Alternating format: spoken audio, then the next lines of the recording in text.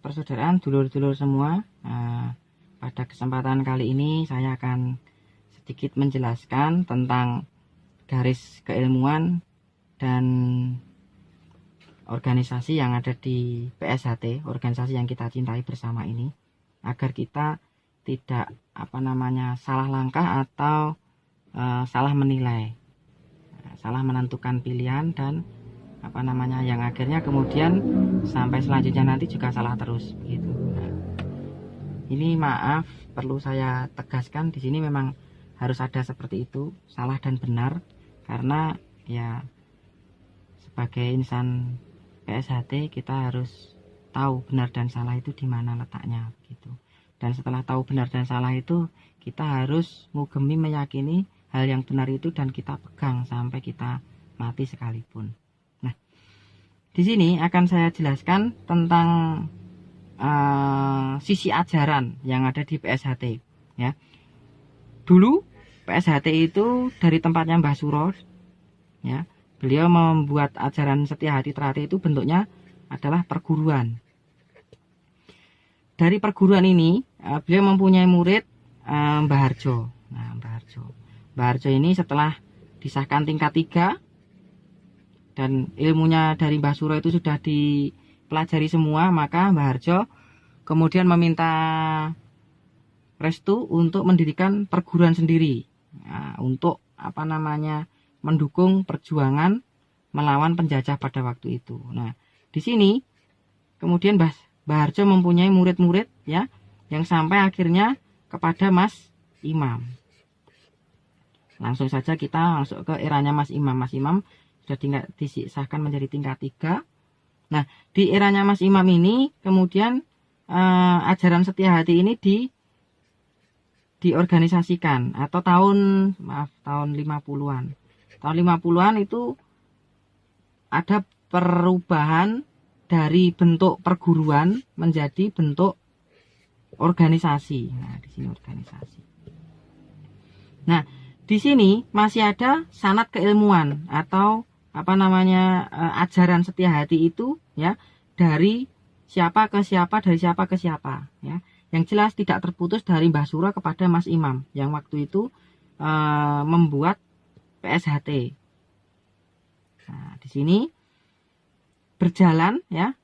Mas Imam itu mengampu 2 hal, yaitu yang pertama ajarannya, yang kedua organisasinya. Nah, sampai dari Mas Imam ini turun, ya, diturunkan lagi kepada Mas Maji. Nah, Mas Maji. Nah, ini tingkat 3 disahkan diturunkan ilmunya dari Mas Imam kepada Mas Maji. Nah, Mas Maji ini masih menghandle masalah ajaran dan organisasi. Nah, kemudian dari Mas Maji ini tingkat 3-nya ini diturunkan lagi kepada Mas Wiono. Nah, Mas Wiono. Nah, sampai meninggalnya Mas Maji itu, ilmu tingkat 3-nya ini yang secara resmi, ya, diakui, ya, itu adalah dipelajari oleh Mas Wiono ini, yang pada Parluh 16 pada Parapatan Luhur tahun 2016 itu beliau Mas Wiono dikukuhkan menjadi tingkat 3 dan diakui oleh perwakilan seluruh perwakilan anggota PSHT dari seluruh Nusantara. Nah, dari Mas Wiono ini kemudian turun kepada kita ini, ya, Trap 2 yang disahkan kemarin 2018. Nah, ini produknya Mas Wiono. Nah, kemudian yang Trap 2 tahun 2018 ini mengesahkan Trap 1 tahun 2018. Nah, inilah sanad keilmuan. Nah, dari Mbah Suro sampai ke Trap 1 tahun 2018 ini. Itu garis ajaran. Nah, kemudian di organisasi yang kita cinta ini, yang di PSHT ini, itu ada beberapa ketentuan, ya. Pada waktu Mas Wiono dikukuhkan menjadi tingkat 3 di Parlo 16 itu ada ketentuan di anggaran dasar ya. Ini anggaran dasarnya. Nah, ini bab 6 organisasi dan kepengurusan. Kedaulatan tertinggi organisasi berada pada parapatan luhur. Nah, jadi kedaulatan tertinggi organisasi ada pada parapatan luhur. Kemudian yang kedua, penentu kebijakan tertinggi organisasi berada di majelis luhur. Ini anggaran dasar tahun 2016. Nah, setelah itu di parapatan luhur ini ya, Mas Wiono kan sudah dikukuhkan menjadi tingkat 3. Nah, di situ ada anggotanya majelis luhur. Nah, di situ ada anggotanya majelis luhur, salah satunya Mas Isbiantoro, itu juga ikut menandatangani karena beliau termasuk salah satu perwakilan elemen dari PSHT ya. Itu ikut menandatangani keabsahan dari parapatan luhur 2016 ini. Nah, kemudian Mas Isbiantoro itu di parapatan luhur 2017 itu memisahkan diri, yang ada di sini. Kemudian Mas Isbiantoro contoh. Nah, ini di parapatan luhur 17 beliau disahkan, dikukuhkan atau dinobatkan menjadi Dewan Pusat, ketua Dewan Pusat. Nah, kemudian beliau juga kemarin mengukuhkan dirinya menjadi tingkat 3 ya, dari mimpi dan dari kesepakatan dulur-dulur PSHT yang ada di sini di P17 ini, beliau disahkan menjadi tingkat 3. Nah, pada dasarnya ini dari Mas Isbiantoro ini tidak ada garis kepada Mas Maji untuk garis keilmuannya. Nah, kemudian Mas Isbiantoro di Suro kemarin juga mengesahkan trap 2. Nah, trap 2-nya Mas Isbiantoro ini tahun 2018 kemarin juga mengesahkan trap 1. Nah, di sini bisa kita lihat terputusnya itu di sini nih.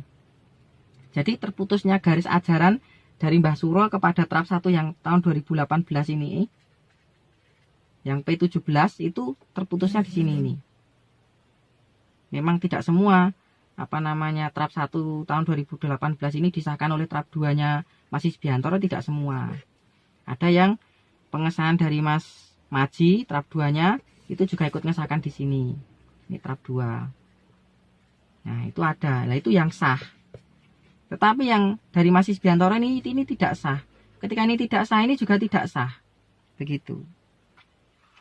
Nah, kalau ada pertanyaan, terus kemudian kalau trap 1-nya ini mau pindah ke sini bagaimana? Nah, ini kan secara ajaran kan ini kan belum sah, trap 1-nya ini disahkan di sini.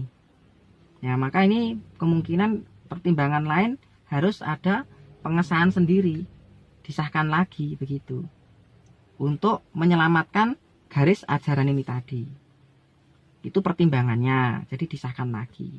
Atau kalau sudah jelas ini yang disahkan trap 1-nya tahun 2018 ini disahkan siapa oleh trap 2-nya dari Mas Maji, ya monggo, berarti kita tinggal ngecek. Nah, yang bisa ngecek ini sudah betul disahkan tingkat 1 2018 ini sudah benar secara ajaran atau belum, itu yang bisa ngecek hanya sedikit warga tingkat 2 itu. Jadi tidak banyak yang bisa ngecek. Kalau kita trap 2 itu hanya bisa ngecek pada waktu pengesahan itu. Nah, pada waktu pengesahan kita kecer, nah itu kita bisa tahu, oh ini sudah masuk, ini tidak masuk, itu pada waktu itu kita tahu. Tapi kalau sudah terjadi seperti ini kita yang harus ngecek orang yang khusus yang mempunyai ilmu tentang itu. Nah, kemudian secara organisasi ya, tempatnya Mas Imam ini masih dihandle oleh 1 orang untuk ajaran dan organisasi. Kemudian Mas Maji juga sama. Untuk organisasi dan untuk ajaran masih dihandle oleh 1 orang. Nah, di eranya Mas Wiono ini sudah dipisahkan. Mulai dipisahkan, yaitu Mas Wiono mengurusi masalah ajaran. Dan kemudian di sini ada Mas Taufik. Nah, Mas Wiono memilih Mas Taufik sebagai ketua PSHT. Itu bukan melalui voting, tetapi karena ada kewenangan dari anggaran dasar tadi yang menentukan adalah majelis luhur, bukan dari voting. Kalau voting berarti itu nanti arahnya ke politis atau ke partai politik atau ke gerakan yang bisa menimbulkan hal-hal yang tidak sesuai dengan ajaran ini tadi. Seperti itu. Nah, di sini kenapa dipilih Mas Taufik ya? Karena Mas Taufik mempunyai kualifikasi khusus, yaitu sudah pernah menghandle organisasi-organisasi yang setingkat nasional. Seperti kita ketahui, ibaratnya itu sebuah kendaraan. Kalau dulu di eranya Mbah Suro itu hanya sepeda ontel, itu bisa disopiri dewe. Kemudian Mbah Harjo itu masih sepeda motor, itu bisa disopiri dewe. Mas Imam itu sudah mobil ya, karena anggotanya tambah banyak ya, itu belajar kemudian nyopir. Nah, sopir mobil ini bisa. Kemudian eranya Mas Maji itu anggotanya lebih banyak lagi ya. Ini disopiri oleh sopir bis. Nah, ini lebih banyak lagi. Nah, eranya Mas Wiono ini anggotanya karena lebih banyak lagi, maka dibutuhkan sopirnya yang lebih lagi, yaitu pesawat terbang seumpama. Karena ini bis itu jumlahnya puluhan, pesawat terbang jumlahnya ratusan. Nah, ini dibutuhkan sopir pesawat terbang di sini. Nah, yang bisa menghandle PSHT se-Indonesia atau dan sedunia ini. Nah, terus kemudian Mas Taufik ini memilih Mas Murjoko sebagai ketua harian. Di sini sudah dipisahkan tugasnya sendiri-sendiri. Untuk Mas Taufik itu urusan keluar, seumpama kerjasama dengan Kementerian Pertahanan. Nah, tentang MOU bela negara. Nah, seperti itu. Terus kemudian ngurusi ke IPSI atau ke apa begitu. Nah, untuk Mas Murjoko ini ngurusi ketua cabang yang ada di Indonesia, karena beliau adalah ketua harian di kepengurusan Mas Taufik di Parlo 16 ini. Adapun kemudian Mas Murjoko pindah ke sini ke P17 kemudian menjadi ketua ya, dengan Dewan Pusatnya Mas Isbiantoro. Nah, itu terjadi sebuah nun sewu penyelewengan organisasi yang kemudian di sini secara organisasi ini berubah susunannya. Nah, di sini sebenarnya Mas Isbiantoro itu harusnya menghandle ketua cabang yang ada di Indonesia. Nah, adapun di Karanganyar itu akhirnya kita itu disuruh ya, karena kondisinya cabang Karanganyar itu ikutnya di sini, ikutnya Mas Murjoko di sini. Nah, ini P17 Karanganyar. Nah, kepengurusan Karanganyar ada di sini. Nah, ini ikutnya ke Mas Murjoko. Lah, kita ini ikutnya di tempatnya Mas Taufik ini. Kita diminta untuk menghandle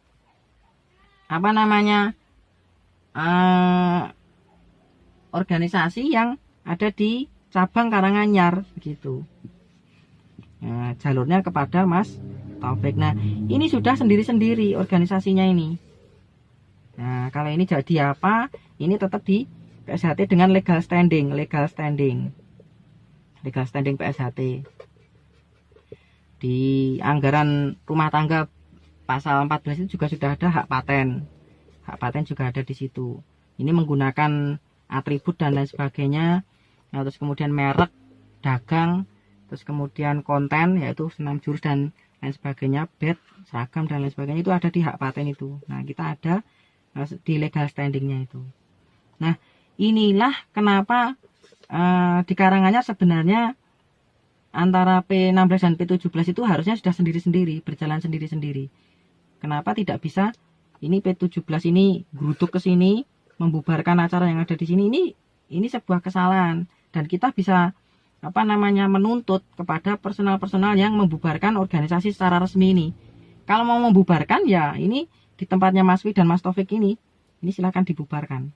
PSHT yang ada di sini dibubarkan, kita maka nanti akan bubar. Begitu. Nah, di ketentuan di anggaran rumah tangga ya, persyaratan pengurus pusat itu sudah jelas. Ya, ini saya tambahkan, Mas Wiono itu adalah pengurus ketua majelis luhur. Nah, ketentuannya di anggaran rumah tangga pasal 4 yaitu majelis luhur itu yang A itu sudah menjadi warga tingkat 2 minimal 20 tahun dan aktif selama 10 tahun terakhir. Nah, ini Mas Wi sudah masuk di sini. Aktif selama 20 tahun. Aktif selama 10 tahun dan sudah menjadi warga tingkat 2 minimal 20 tahun. Nah, terus kemudian untuk ketua umumnya ini ya, untuk ketua umumnya adalah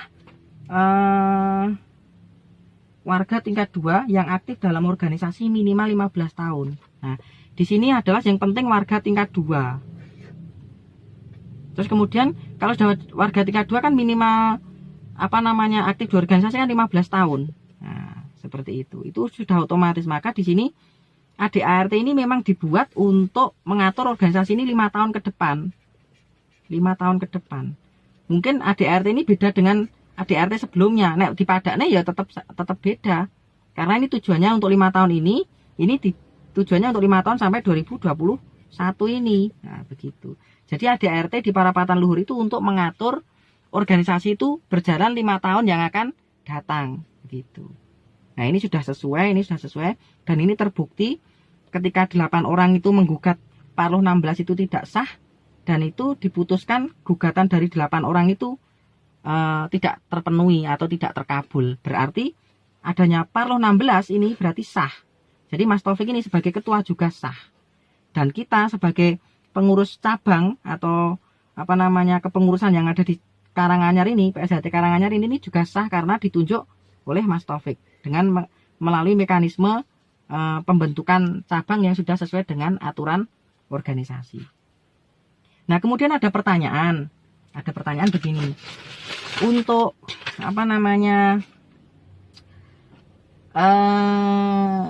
organisasi ini kalau kok tidak menganut sistem trah ya. Trah itu keturunan. Nah, di sini bisa kita lihat Mbah Suro ini anaknya 5 itu meninggal semua. Itu tidak punya keturunan. Kemudian Mbah Harjo itu anaknya cuma 1. Mbah Harsono. Nah, Mbah Harsono itu juga tidak punya keturunan dan PSHT tidak diserahkan kepada Mbah Harsono. Begitu. Kemudian sampai diserahkan kepada Mas Imam Kusupangat ini. Mas Imam Kusupangat tidak punya anak juga, tidak punya istri. Nah, dia hanya ada adik yang aktif di SH waktu itu yaitu Mas Gembong. Nah, dan itu juga tidak diserahkan kepada Mas Gembong, tapi diserahkan kepada Mas Maji. Nah, Mas Maji ilmu tingkat 3-nya ini juga diserahkan kepada Mas Wiono. Tidak diserahkan kepada anaknya yaitu Mas Bagus Rizky, begitu. Nah, Mas Yono ini juga sama, ilmu tingkat 3-nya itu saya belum tahu apakah sudah diturunkan kepada anaknya yang ketua cabang di luar Jawa itu atau belum, kita juga belum tahu. Nah, kedepannya, tapi yang jelas ini tingkat 3-nya ini ada majelis luhur 8 orang ini yang sebagai tingkat 3 junior. Nah, itu yang jelas dari Mas Wiono ini sudah diturunkan kepada majelis luhur yang 8 orang ini, begitu. Nah, ini pertanyaan, kalau ada pertanyaan kenapa organisasi PSHT tidak menganut sistem trah. Nah, dari atas ini aja sudah jelas ini tidak ada trah di sini. Itu gambaran secara organisasi. Kemudian yang kedua, kalau ada trap 1 yang disahkan di P17 Karanganyar. Nah, nanti ada pendapat wis pokoknya yang penting disahke PSHT dhisik. Masalah melu P17 apa P16 terserah carry, begitu. Nah, delalah dia disahkan di P17. Tapi kemudian dia pengen kembali ke P16 karena tahu garis keilmuan ini tadi. Nah, di sini perlu pertimbangan. Nanti bagaimana karena dia yang ngesahkan siapa, begitu. Mungkin itu saja yang bisa saya sampaikan, dulur-dulur. Ini gambarnya.